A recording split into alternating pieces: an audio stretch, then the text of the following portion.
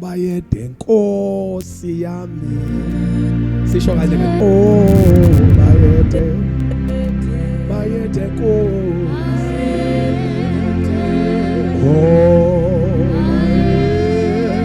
bayede Nkosi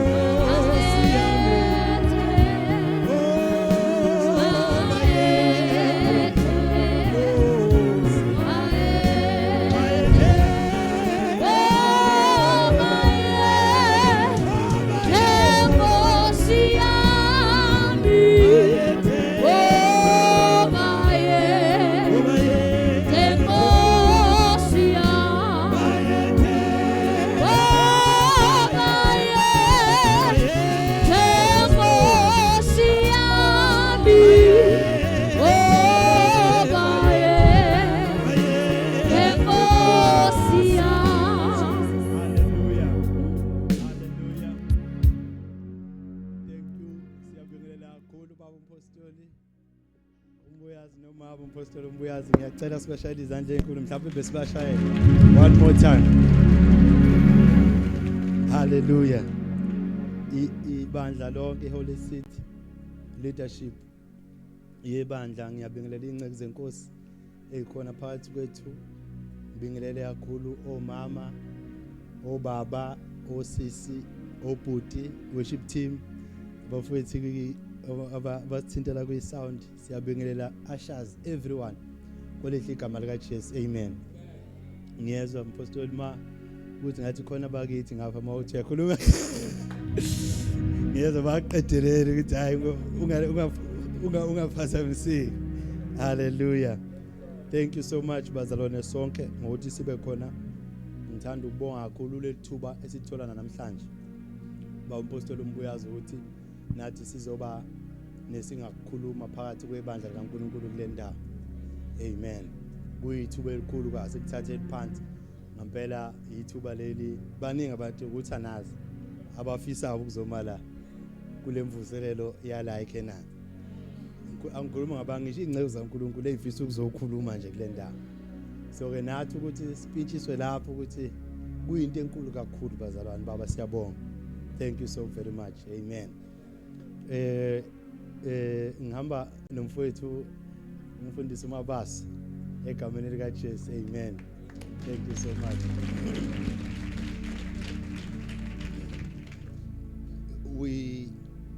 Nathi ke bazalwane ngingomncinyane kwabaningi asebekhonzile ibandla likaNkulunkulu kule ndawo. Ngiyafisa namhlanje sibuke izwi likaNkulunkulu okuncane esingakubuka nathi sikhulume kukho khona uNkulunkulu asinike khona ukuthi sikusho. Amen. Incwadi yokuqala kaSamuel chapter number 10.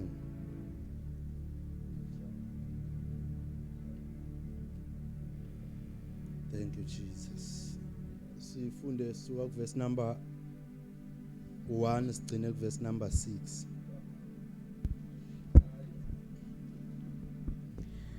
Verse 1. uSamueli wayesethatha umfuma wamafutha wawuthela ikhanda lakhe wamanga wathi angithi uJehova ukugcobile ukuba ube ngumholi wefa lakhe na. Xa usumukile kimi namuhla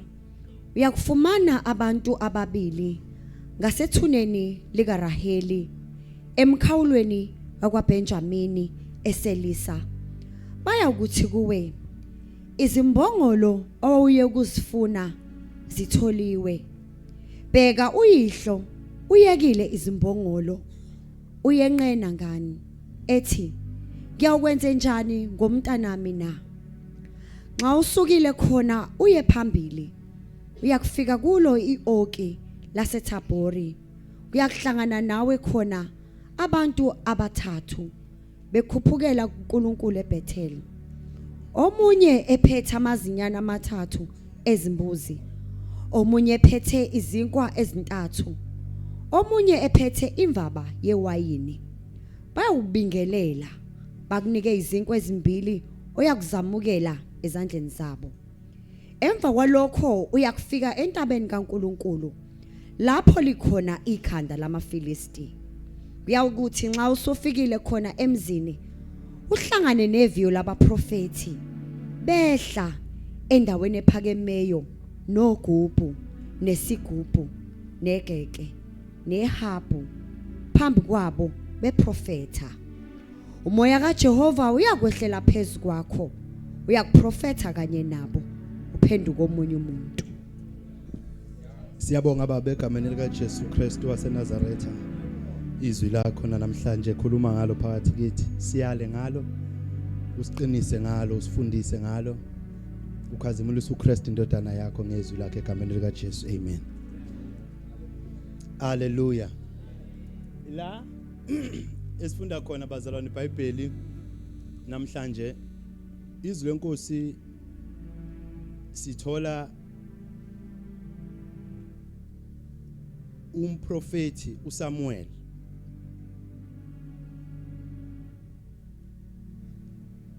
edlulisela kuyindodana kaKhish uSaul amazwi mission yakhe nepurpose yempilo yakhe emhlabeni.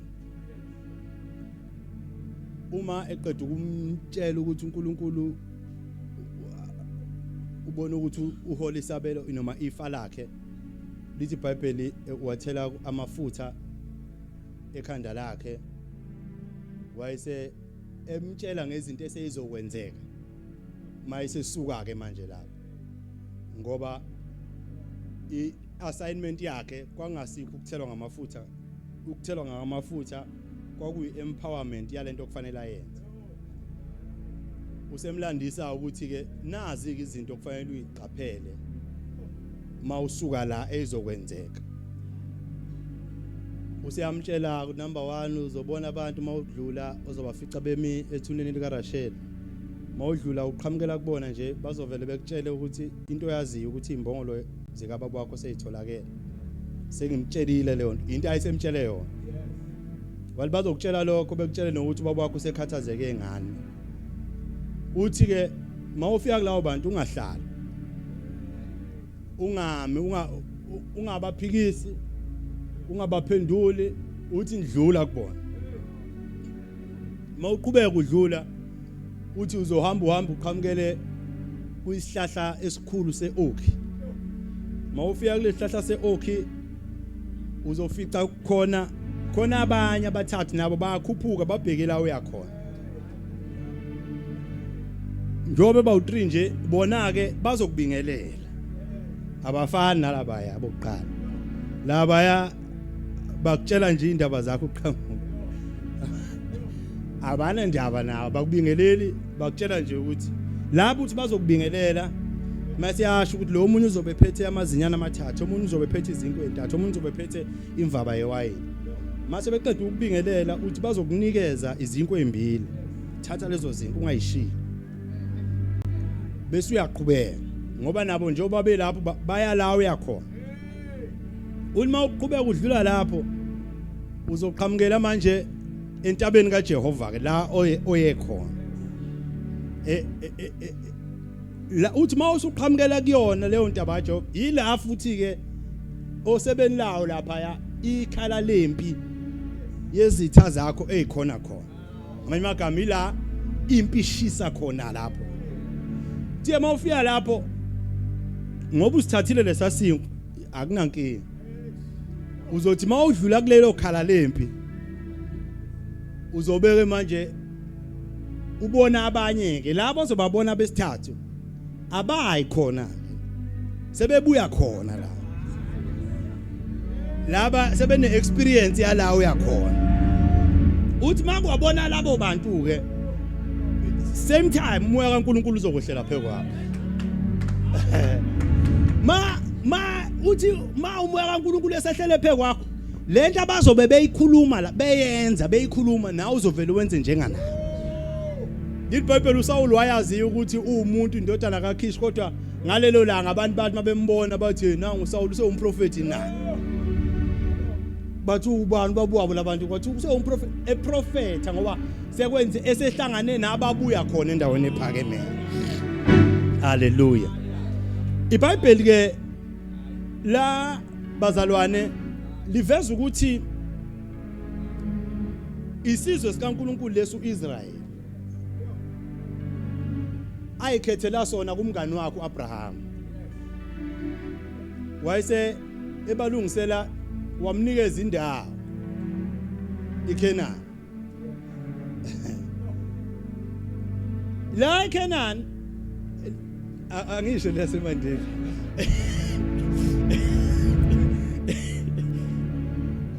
uAbraham kwasho ukuthi ama conditions awakabi right wahamba na uAbraham wazala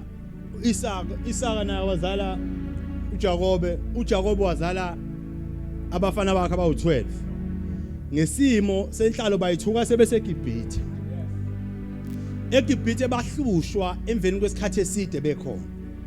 ekuhlushweni kwabo eGibhithe uNkulunkulu kwasho ukuthi kunendawo entsha abalungisele yona njengoba behlushwa lana nje he's preparing a place for them evame uju lenyosi liBhayibheli yandawo kwakuvame ubisi indawo yayivunde ngalendlela ngaleso sikhathi seyilungisile uNkulunkulu iBhayibheli kwathunywa inhloli ziyoyicheka le ndawo zabuya iphethe ihlukuzo lamagrapes yabona ihlukuzo lamagrapes lokuthola lapha kunobala esiqumbe kasiqumbe lapha angayo uyadayisa amagrapes esiqumbe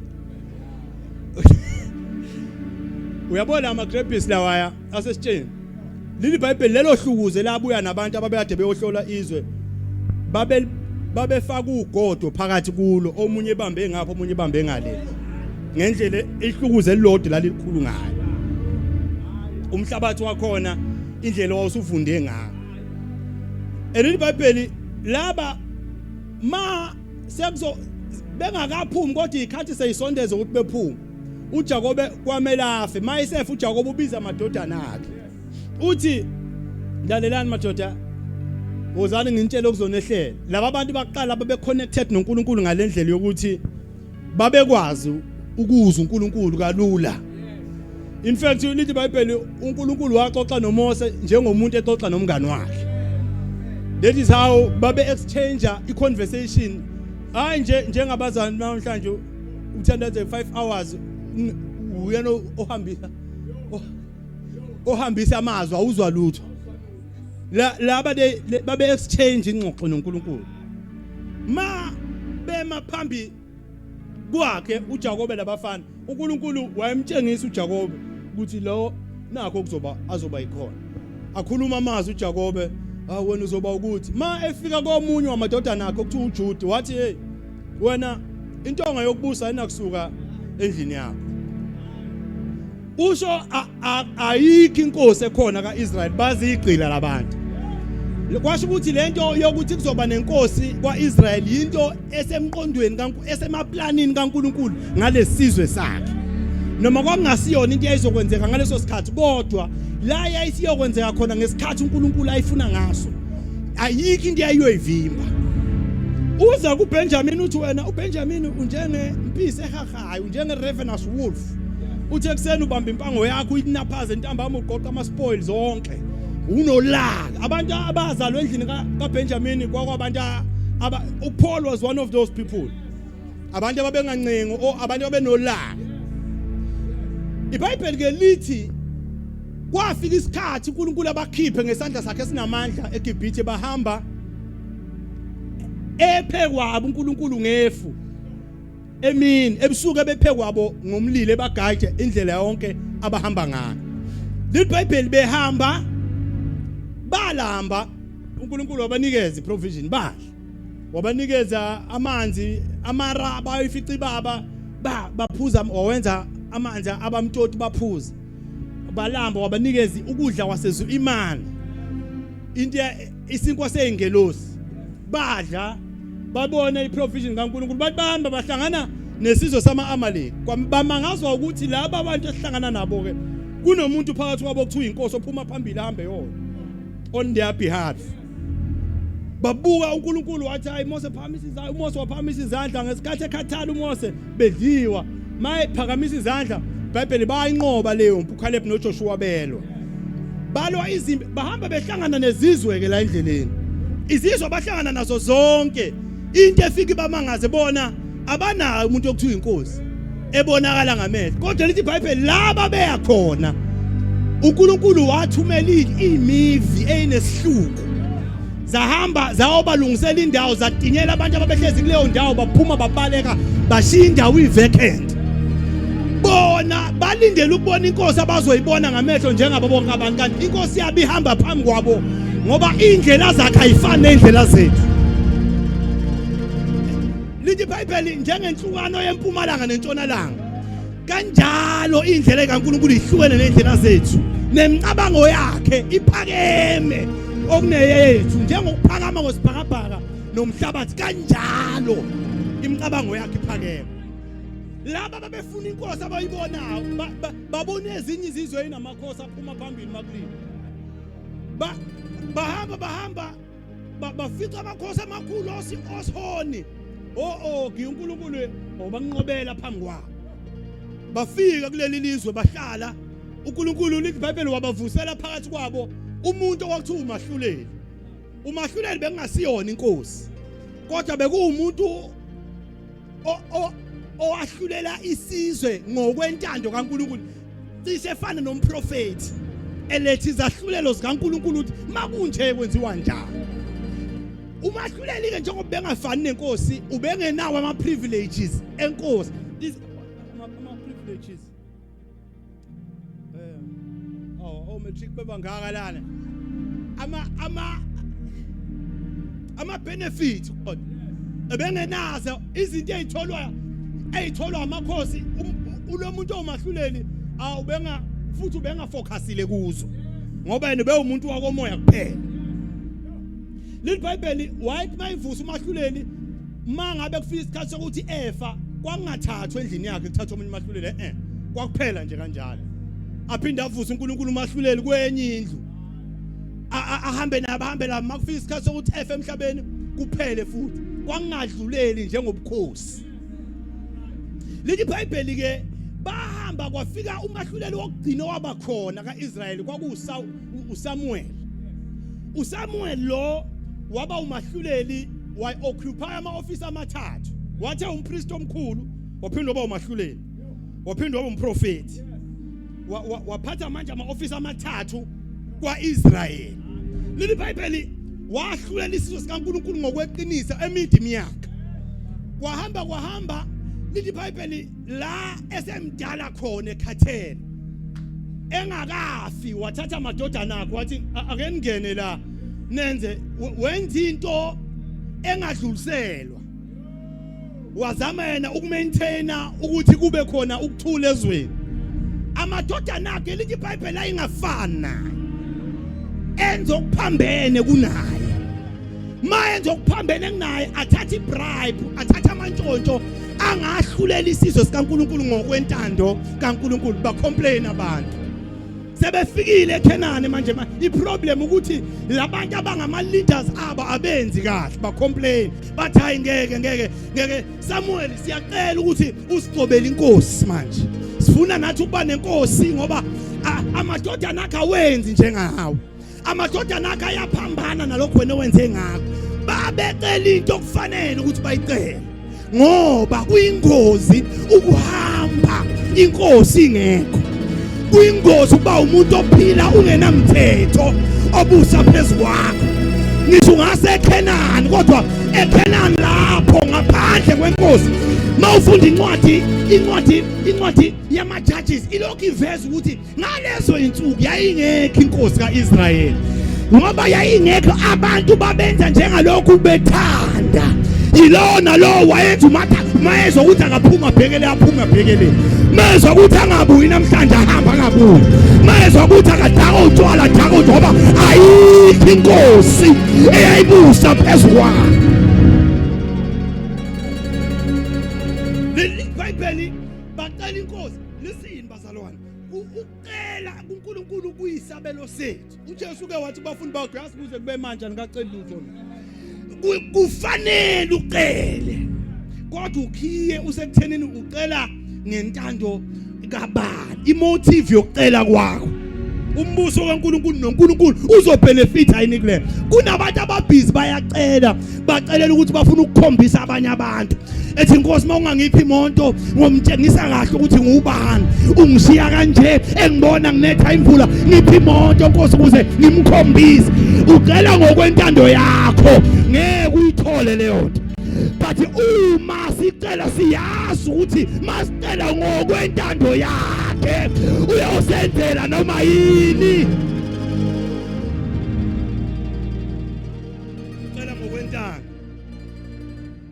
Cela ngokwentando kaNkulunkulu. Leli Bible laba bacela bayilahla ngokuthi esicelweni sabo bese bethi njengalokho ezinye izizwe. Kwasho ukuthi lapho ke manje okungasahlali kahle khona ukuthi inkosi niyifunela nina ngoba nibona abanye.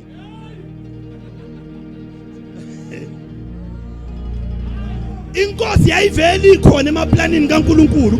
washo wathi kwaJuda intonga yokubusa ngeke isuke la kodwa manje laba mase beyicela bacela ngoba bebona abanye. Uyabona uNkulunkulu ngimthanda ngoba uma upersistent ubelesela uyakunikeza ukuze akuprovele ukuthi lento oyifunayo akusiyona leyo oyifunayo uyakunikeza. Leli Bible laba bathe uSamuel imphatha kabi lento wayokha wathi inkosi naba abantu wathi bani lokho abafuna abaningi elibhayibheli abantu bonke baka-Israyeli babehlangana kulezo insuku mabe mile bonke lithi iBhayibheli kunomfana oyedwa wayevele bewuphondo ngaphezulu kwabo bonke abantu babefika emahlombe kuyena lithi iBhayibheli angithi labo inhloso yabo yokufuna inkosi bathi sifuna nathi umuntu ozophuma phambi kwethu ahamba yosilwela kwase kubonakala ukuthi ubani ongaba muhle for leyo nto lithi iBhayibheli watholakala emzini wakwaBenjamin kwakukhona indoda kwakuthiwa uKhishi eyisigwili iBhayibheli lithi he was a mighty man of wealth wayenengcebo lo baba wayifuya imbongolo at that time zasizilwane ezine value imbongolo zasine value because zayisebenza as ama moving machines zazinjengama operator uma wafana ukuthi uneplant uma unembongolo uyakwazi ukulima uyakwazi ukuthwala uyakwazi ukugudluza umhlabathi because imbongolo iyazi ukuthi inamandla iyabekezela so kwakuyibusiness yala ekhaya imbongolo zikalo baba uKhishi lithi iBhayibheli umfana walo baba uyena uSawuli igama lakhe wayethi mayimile abantu ababuka ukhakhayi bonke lithi iBhayibheli ngenxa yesitathu sakhe uNkulunkulu abathi nango muhle for lento abayifunayo emehlweni abo kuyingozi ukufuna into ngamehlo akho kanti uNkulunkulu akashongo lutho ngayo yingakho iBhayibheli lithi ungabi ngohlakaniphileyo emehlweni akho mesaba uJehova udethe kokubi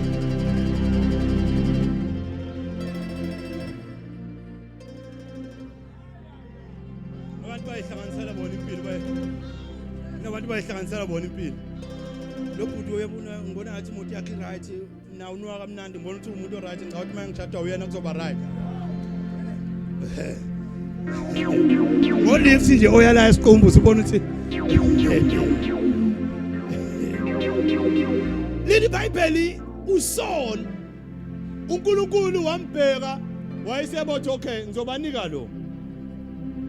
abe inkosi yabo uSaul kodwa akavele endlini yakwaJuda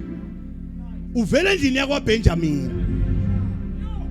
intonga yokubusa uNkulunkulu akhuluma ngayo wathi ayinakusuka kwaJuda lo uvela kwaBenjamin yilabantu okuthiwa udlambedla lifaka libuya nodanga liBhayibheli uNkulunkulu wayise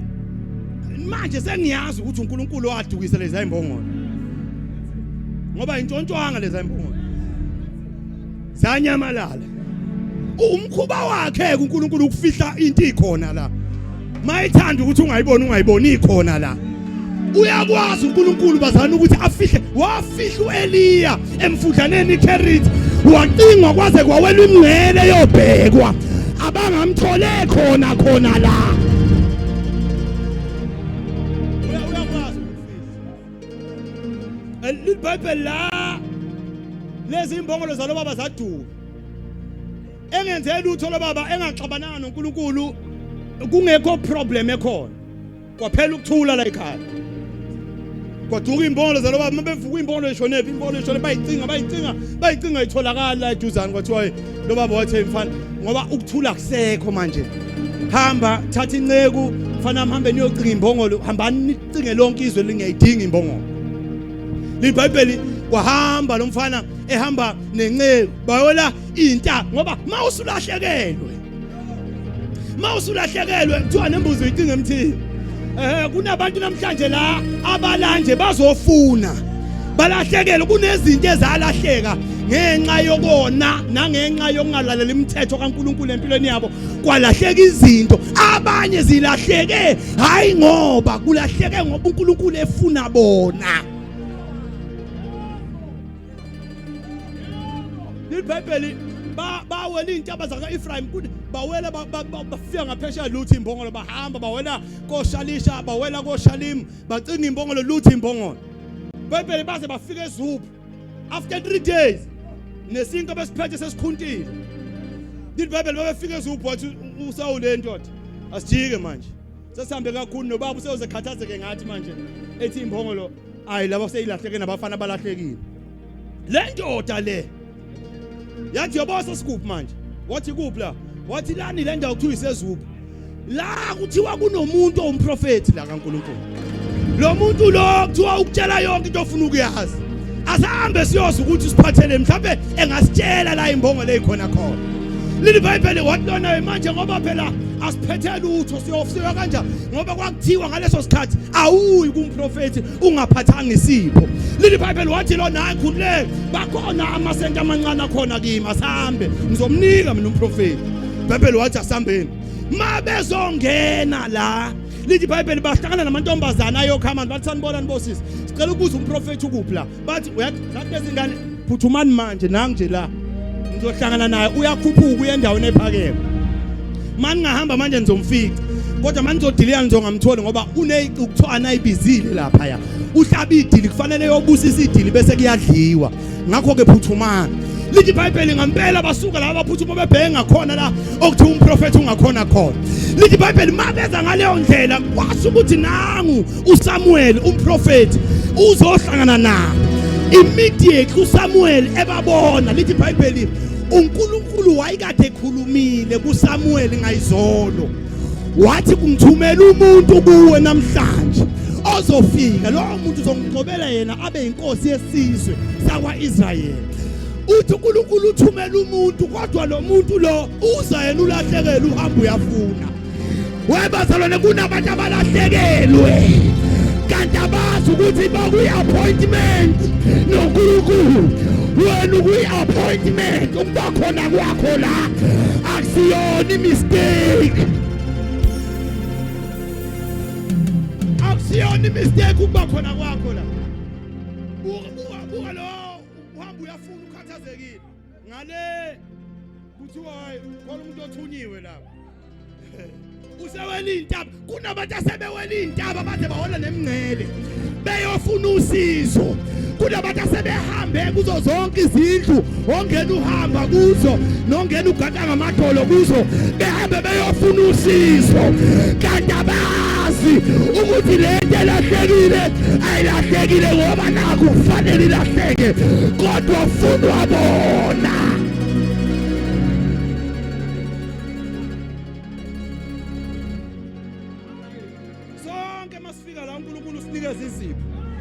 akekho umuntu ongenasipho nawe ukhona uyangibuka sikhona isipho sakho ukuthi mhlawumbe usasibona sesalahleka because Bible lithi John 10:10 iselalizi kungengokweba nokubulala nokubhubhisa usathane uyeba ama destinies abazalwane wena umgomo la uNkulunkulu abathi bezalwa efuna befike khona ebenza ukuthi abakriplishe bengafiki lapho kodwa unamanga ngoba uNkulunkulu nakule ndawo yaseKhanani useyizele yena kuwe unyalo uhamba ungakhathazeki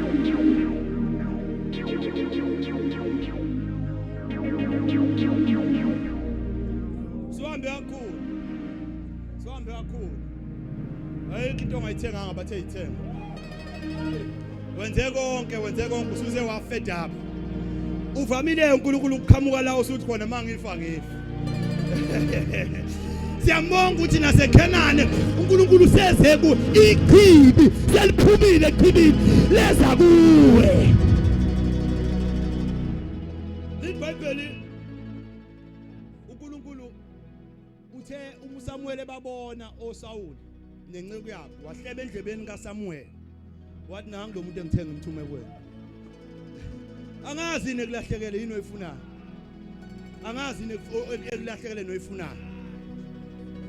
kodwa ngikutshela mhla ukuthi njengoba ngila ngizwe into ithi nangu lo muntu akuthume kuyena nangu lo muntu engithume kuyena abanye they don't know ukuthi benzani empilweni you know kuna abanye abazi they just baphila ngoba kuyaphila aba umgomo wabo idestiny yabo ikusasa laba balazi baphilela nje ukuthi mangidle namhlanje ngalala namhlanje kwanele abantu balahlelo base kwalahlanga ngisho inkonzo uNkulunkulu ayibeka kuwo bekhona in the church baduka phakathi in the church kwalahleka inkonzo uNkulunkulu ayibekile kuyo umzalwane ngenxa yezimo kwenzeka yonke lento nje uNkulunkulu ufuna wena uyakwazi phela ukuva uthi kuyincwadi yabase Chronicles inchronic uthi mangivala izulu uchapter number 47 verse 14 uthi ngidedele isikhonyane esibhubhise imvula ingani abantu bami ababizwa ngegama lami beyithoba bekhuleka befuna ubuso bami bephenduka endleleni zabo uthi mina ngizozwa ngisezulwini ebese ngithethela isono sabo bese ngiphilisa nezwe labo kufunwa we yonke lento osudlule kuyona kufunwa wena ukuthi awazi bonke lobumnzima bonke lokukusafarisa odlule ifunwa wena uthi wena wazi leli Bible mangabe babona uSamuel wathi uNkulunkulu nangi lo uSamuel weza ngibona uzubona ukuthi mawulahlekile ngempela awuyiboni into ezokusiza uyesu uSamuel uze ngakubona bathi sabona bhuti sizobuza umprofeti ukuphi la babuza yena sizobuza futhi wayengathembisi nokuthi ngabe mawumbuka ongathi hayi lo hayi khona abanye abangcola yho nje ukubuka abantu bakale ngamehlo njengamanzi ophutha angeke abantu kunabantu uNkulunkulu abaletha kuwe ngoba azi ukuthi ibona abantu abangakusiza kulento obhekane nayo but mawuzobabuka nje yena uthi hayi mina ngilinde ikhondla khondla ezayo you will miss your opportunity you will miss Bible umhlaba la yonke bonke abantu behlelwa ithuba nesikhathi ithuba leli uvulelwe lona isikhathi lesuvulelwe sona sebenzise profitable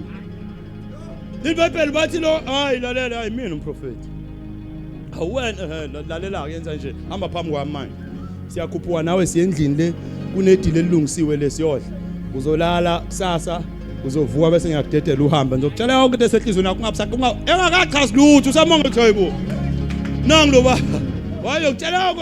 ungakhathazeki wasesidwa ukuze ngikuappetize ube right cela ukutshela ukuthi imbongo lezo buyifuna seyitholakele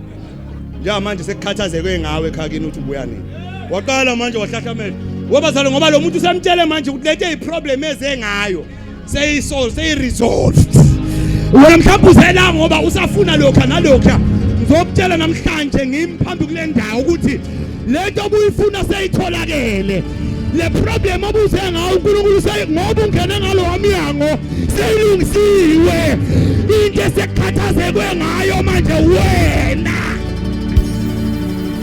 usukhathazeka ngenkinga yakho seyilungisiwe leyo nto wena sekhathazekwe ngawe manje khathazeke ngawe iBhayibheli la mase njalo walandela bagcwele idust ithende zimnyama kade behamba 3 days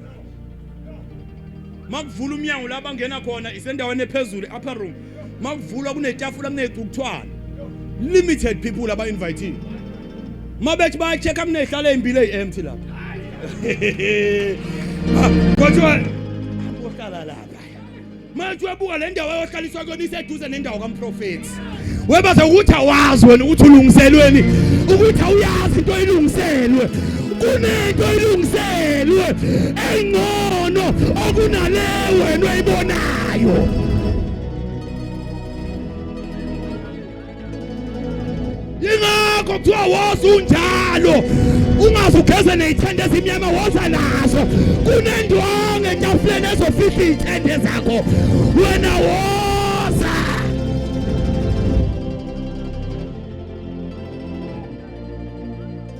iBhayibheli mabefika etafuleni bahlala bobabili nento babukana kwase kuthiwa uSamuel waqhweba uwethu wayekhona wese kitchen yes wathi le angcenye izolo engithe ilungiswe ibeke kahle ibest part landa yona uyinike laba ababili boba uthu bazoyidla bona kuphela badla manje ingcenye engadliwa abantu bonke badla ingcenye bekwe wena uhlango elikhethekileyo uyazi ukuthi awazi ukuthi ubekele izinto eziphakemeyo usukuyibukela phansi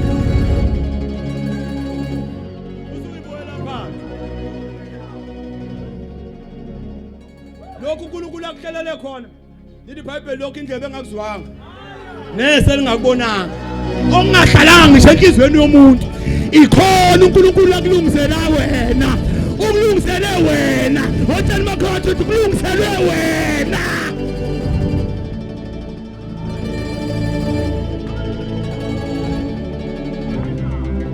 liBhayibheli abahlala phansi kwalethu itayi ne-upper part ye-breast njengoba kuthiwa i-upper part yayihamba nama-ribs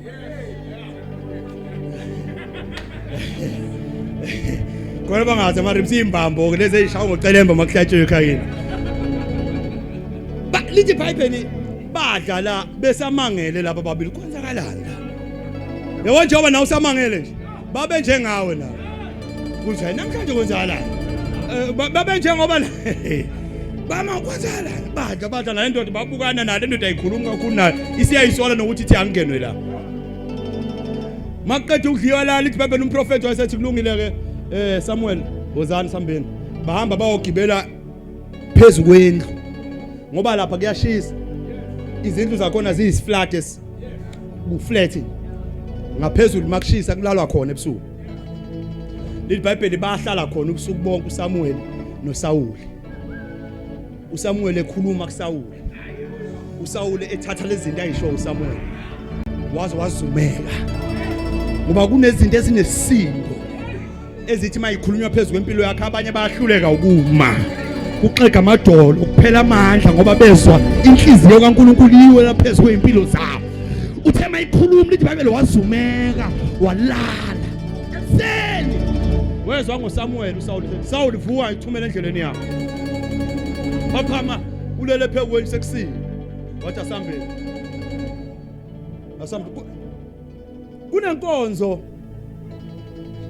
kunabantu la inkonzo yabe siyidormant esecimile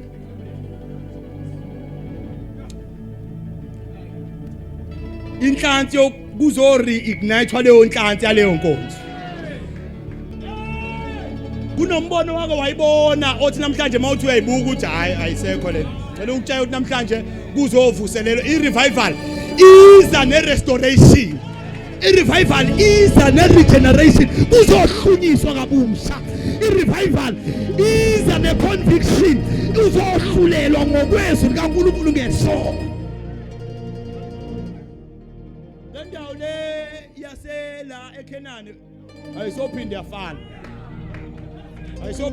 indawo yaseKenani kunabantu after le revival abayogijima njengeimpungusha elayitha imsila eyivuthamala abayoshisa lonke izwe behambe belifafaza ngamandla egama likaJesu okuzovusa inhlanzi eseyaqima kubo ngiyezwa la emoyeni wami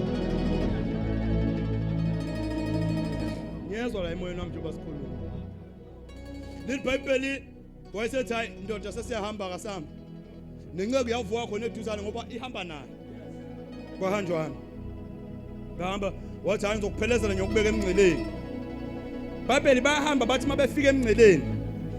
wayesethi uSamuel Sawuli dlulisa inceku yakho lento leyisidinga wena khona izinto esingadudana ngazo kodwa konke into ekaNkulunkulu zipersonal zifuna ukuthi udlulise inceku ufuna udlulise umngane mawusazohamba ngenyama yakho ufuna udlulise inyama yakho uyise inhliziyo yakho uthi uNkulunkulu mayikhuluma kuIsaiah 23 verse number 26 ndodana yami give me your heart nikeza inhliziyo yakho uthi obunye bayihlabelela ngayisa ntoni kuye efanele ukubonga ethi anginakho kwanele kodwa ngizomnika uqobo lwami ufuna inhliziyo yakho iBhayibheli yadlula incebo immediately dlwala encela ithi iBhayibheli ikhehla laselivule esikhwameni lakhipha umfumo wamafutha wase uvule uthelele ekhanda lakhe umfumo wamafutha wehlela ekhanda lakhe wehlela phezulu kwempilo yakhe immediately eqeda ukwehlisela lawo umfumo wamafutha ekhanda wayeselandelisa ngamagama wathi uNkulunkulu kanti wena akashongo ukuthi uyohola ifa lakhe na wena uthi awuzazi ekhakini emngeneni wakini endaweni esigcemeni la uhlala khona kuthenjwe we uNkulunkulu kumesile as a light ezoletha ukukhanya ebumnyameni obukhungathi indawo yakini ebumnyameni obukhungathi umndeni wakini ebumnyameni obukhungathi impilo yakho uNkulunkulu kumisile wakwenza ukuthi ube isibani esingesitheke wehlisela amafutha phezulu kwakho lamafutha lawa anointing ugcobo ngeke wenze lutho ngaphandle kogcobo ngeke usafuna uNkulunkulu uthi ufuna ukusebenzela uNkulunkulu ngaphandle kogcobo ngeke wenze you need the anointing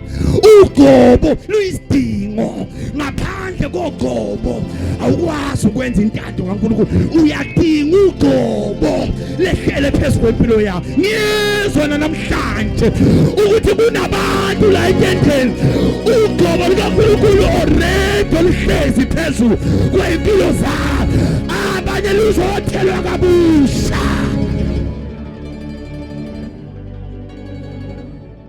ugcobo the anointing breaks every yoke of the devil. Luphula amajoke esitha ngaphandle kogcoba ukwazi ukudlula la kunamajoke esitha makuthiwa bonke abantu bahamba bafike la ongenagcobo nawo ufika lapho kodwa nogcobo uyaphula akubulundele edinga ugcobo zimbili sinezenzo ugcobo luphula amajoka number 2 luyakuphusha lukisa kuyidestiny yakho la khona usukhathele lilibhayibheli kunendoda apostolo 2 Eliyazari eyalwa imile ifikele insimu iphethe inkembe esandleni yalwa nezitha yalwa yabulala abantu lithi ibhayibheli yakhathala yathi yayidedela inkemba igazi lamathisela inkemba nesandla yangadedeleki inkemba ugcobo lunjalo la usufuna ukulahla ithawula uyaphusha ukuthi asiyakafiki la siyakhona push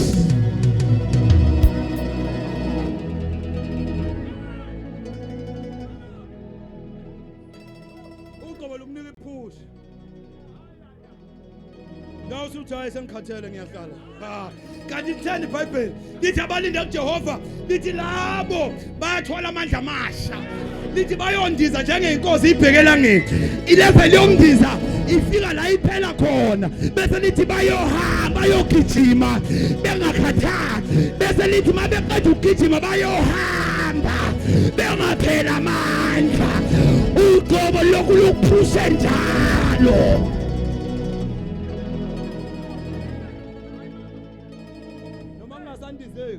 uyogijima bangasagijime kuyohamba ungasahamba uyogaqa uyambona mama wayenomopho wagaqa phakathi kwesixuku wathi mangifikile nje ugcobo welidinga ugcobo ngaphandle kogcobo uyofana nabo bonke uyofana njengabantu bonke uyambona uSamson uthi uSamson hama kwangigunda inwele ngiyoba njengabantu bonke kanti yini Samson uma ngigunda inwele ube njengabantu bonke awufani nabantu bonke angifani nabantu bonke ngingumnaziri kaJehova wasezalweni sami kunabantu la uNkulunkulu abagcoba wabenza baba ngabanaziri esizukulwaneni sabo kodwa inwele zabo zahluza zakhundwa isitha praise God lemvuselelo ifikile uzohlumisa lezo inwele uzobuyisa amandla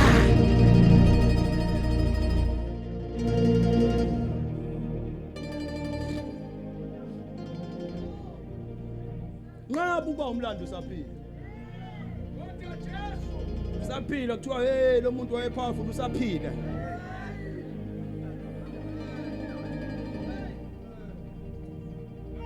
lithi iBhayibheli wayesethi na uNkulunkulu akusho ukuthi hayi akakhathazekile ngathi ngesizwe sakhe phengako ukugcobile ukuthi ulide baphela wasethi lona ngiyabo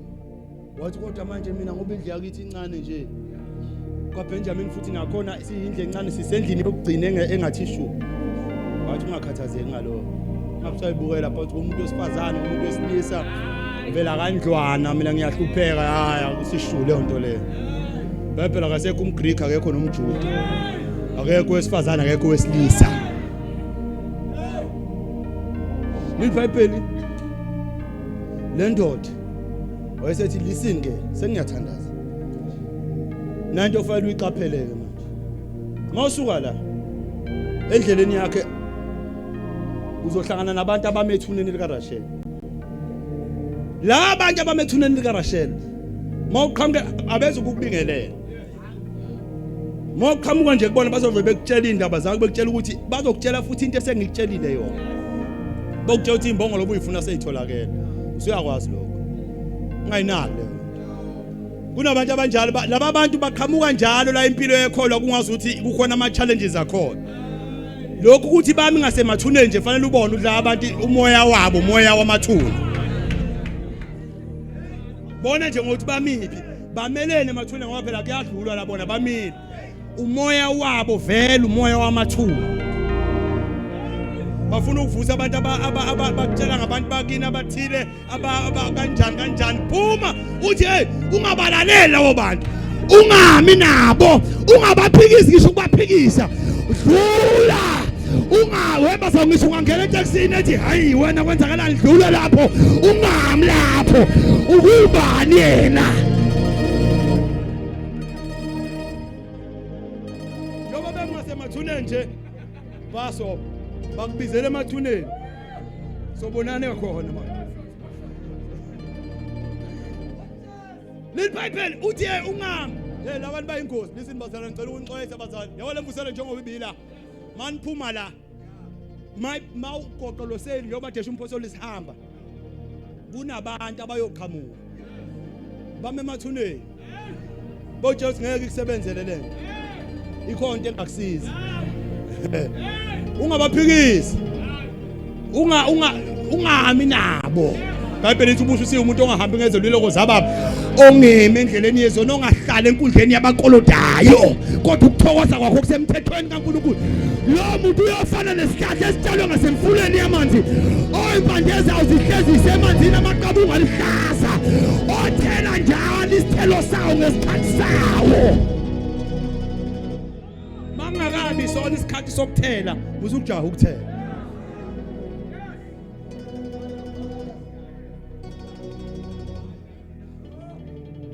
uthi ungami lapha ngoba baqale bakutshela nje into yaziyo bona ukuthi kuyadlala bakutshela into yazi kahle njengoba uzazi wena yisiphi isidingo sokuthi uNkulunkulu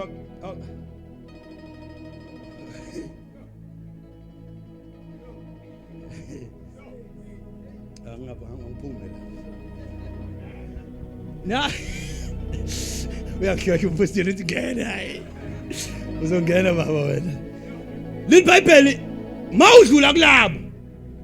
uzoqhamukela kwabesibili laba besibili oqhamukela kubona bazobe bemesihlahleni seokhi isihlahla seokhi kudala besetshenziselwa njengendawo la kuhlangana khona kumisi altar kaNkulunkulu kukhonza uNkulunkulu indawo la bekugedanishwa khona abantu bezodumisa ngoba izindlu bezingekho zamasonto at that time mawufunda kwincwadi kaJoshua yokugcina chapter 24 liBhayibheli uJoshua wamisa ialtar ngaphansi kwesihlahla seoak kwakuyindawo la bonke abantu babekhona ke kule ndawo yaseKenani ababefika bezokhonza khona mawufika lapho uthi khona abanye abakhuphukayo njengawo babhekela uyakhona bawu3 kusho ukuthi indawo yokudumisa le indawo njengala uthi ke bona umehluko wabo abafana nalaba yabana mamenasi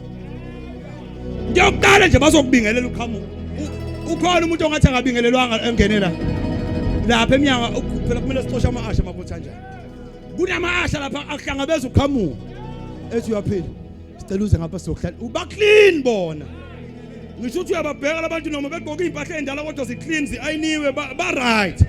bahle nenhleleko la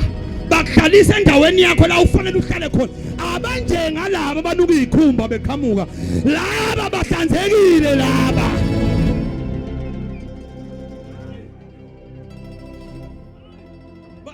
laba uthi bazokubingelela number 1 bawu3 Mawufika njengoba ubabona masuphathi kwabo.